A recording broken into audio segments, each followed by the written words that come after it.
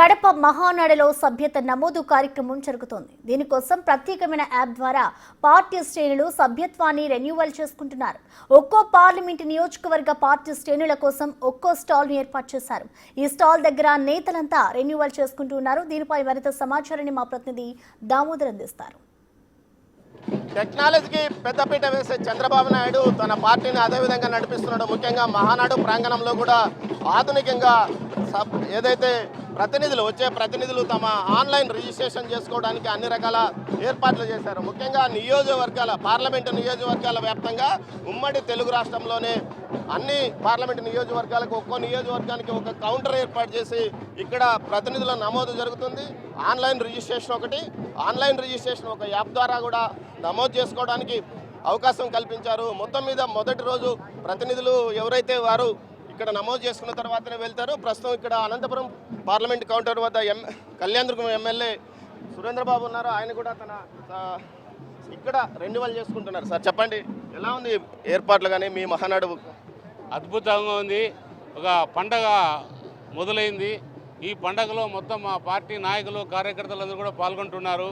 ప్రతి ఒక్కరు కూడా ఒకటే పద్ధతి, ఎమ్మెల్యే అయినా కార్యకర్త అయినా ఒకటే పద్ధతిలో అందరూ రావాలి, నమోదు చేసుకోవాలి, వాళ్ళ పాసులు తీసుకొని ముందుకెళ్ళి అందరూ అటెండ్ కావాలా. నిజంగా మా యువ నాయకులు లోకేష్ బాబు గారు ఈ పద్ధతి పెట్టడం చాలా తెలుగుదేశం పార్టీ నాయకులకు గర్వంగా ఉండేటట్టు చేశారు. ఇది చాలా సంతోషకరం. ఈ సమావేశాల్లోనే ఏదైతే ఈ మహానాడులో వర్కింగ్ ప్రెసిడెంట్గా లోకేష్ బాబును ఎంపిక చేస్తారు అనేది ఒక ప్రచారం జరుగుతుంది. మీరేమంటారు? ఖచ్చితంగా మేమందరం కూడా ఒకటే కోరుకుంటున్నాం. ఈ సమావేశంలో వర్కింగ్ ప్రెసిడెంట్గా లోకేష్ బాబు గారు ఖచ్చితంగా రావాలి. మా అందరికి కూడా ఆయన రాబోయే యువ నాయకుడిగా ఉండాలనేదే మా సంకల్పం.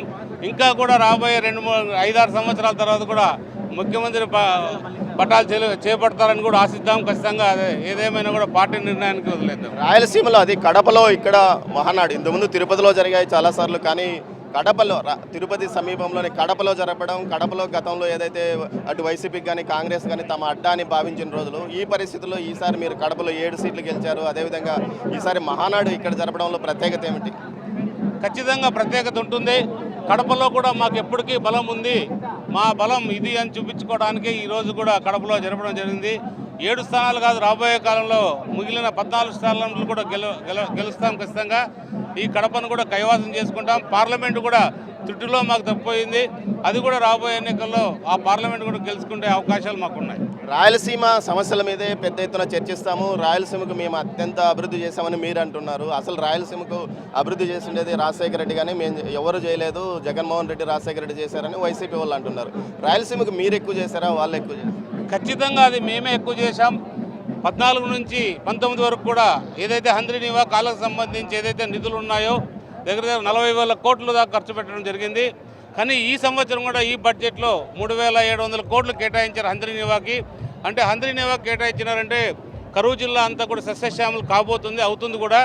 ఎప్పుడైతే నీళ్లు మనకి 3,800 క్యూసిక్లు మన జీడిపల్లికి వస్తాయి, అక్కడి నుంచి భైరవానితిప్ప ప్రాజెక్టుకి పోవడానికి అవకాశం ఉంది. అటు నుంచి పేరూరు కావచ్చు, అటు నుంచి మన చెర్లోపల్లి రిజర్వాయర్ నుంచి కూడా తాగడానికి కూడా ఇబ్బంది పడుతున్న మదనపల్లి కావచ్చు, కుప్పం కావచ్చు, ఇవన్నిటికి కూడా నీళ్లు తీసుకుపోయే అవకాశం ఉంది. కాబట్టి ఖచ్చితంగా చాలా శుద్ధితో మా నాయకుడు ఈ ప్రాజెక్టుకి ఇంత నిధులు కేటాయించడం, ఈ రాష్ట్రంలో ఎక్కడ లేని విధంగా ఈ కరూరు జిల్లా అయినా అనంతపురం జిల్లా కావచ్చు, రాయలసీమకి కావచ్చు 3,800 కోట్లు కేటాయించడం చాలా హర్షించదగ్గ విషయం.